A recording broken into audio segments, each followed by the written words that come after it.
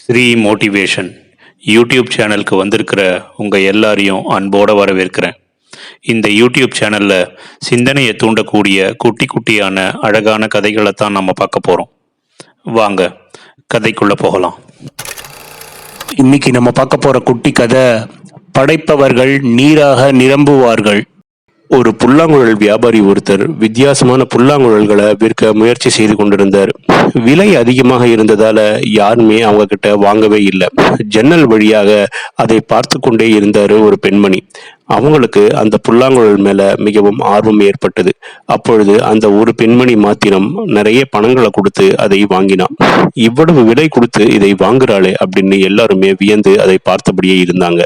அந்த பெண் அந்த புல்லாங்குழலை கோட்டைக்கு முன்னாடி வாசிக்க போறேன் அப்படின்னு அந்த ஊர் மக்கள் முன்னிலையில அறிவிச்சா. எல்லோருமே ஆவலோட அங்க கூடினாங்க.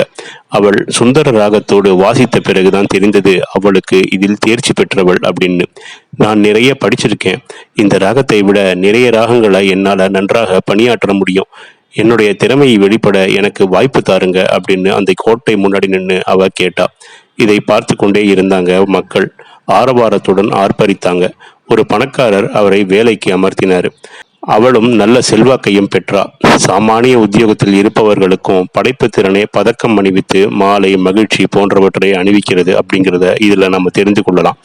தஞ்சை பெரிய கோவில்ல ஒரு ஓவியத்துல திரிபுரம் எரித்த சிவனின் தோற்றம் ஒண்ணு இருக்கு. முகத்தின் மேல் பகுதியை மட்டும் பார்த்தா ருத்ரம் தெரிக்கும். மேல் பகுதியை மூடி மூக்குக்கு கீழ்ப்பகுதியை மட்டும் பார்த்தா குமிழ் சிரிப்பு தெரியும். இதை பிரெஞ்சு கலையாளர்கள் இது 100 மோனாலிசா ஓவியங்களுக்கு சமம் அப்படின்னு சொன்னாங்க. இது எத்தனை பேருக்கு தெரியும் அப்படின்றது தெரியல. இன்று பல இளைஞர்கள் வேலை கிடைத்தும் இனி படிக்கவோ எழுதவோ தேவையில்லை அப்படின்னு இருந்து விடுறாங்க. சம்பளமோ வசதிகளோ அவர்களை திருப்திப்படுத்துவதே இல்லை. எல்லா பணிகளிலுமே ஏற்ற இறக்கங்கள் வரும்போது கிறக்கங்கள் ஏற்படாமல் இருக்க நம் ரசிப்புத்தன்மையை நாம் காப்பாற்றுகிறது.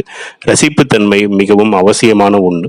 கற்றுக்கொள்ள தயாராக இல்லாத போது வயோதிகம் நம்மை ஆட்கொள்ளும்.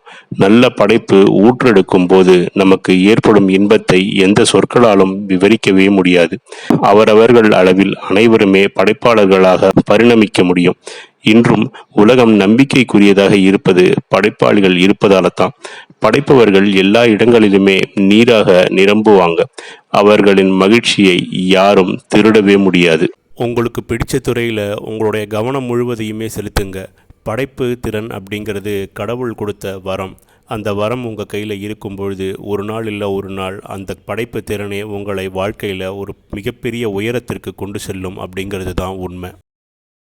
இந்த குட்டி கதை உங்களுக்கு பிடிச்சிருக்குன்னு நினைக்கிறேன். பிடிச்சிருந்தா லைக் பண்ணுங்கள், கமெண்ட் பண்ணுங்கள், உங்கள் ஃப்ரெண்ட்ஸுக்கு ஷேர் பண்ணுங்கள்.